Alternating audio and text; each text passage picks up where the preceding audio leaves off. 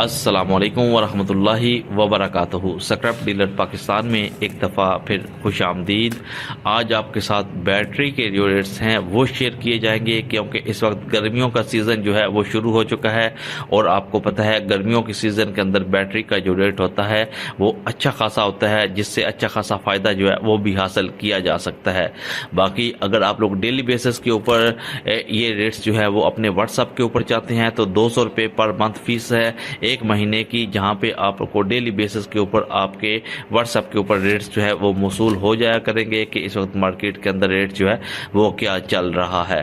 तो आज आपको बैटरी के जो रेट्स हैं वो मुकम्मल मिलेंगे, तो वीडियो को आखिर तक देखें। इंशाल्लाह आपको बैटरी के बारे में जो इन्फॉर्मेशन है वो मुकम्मल इस वीडियो के अंदर मिल जाएगी।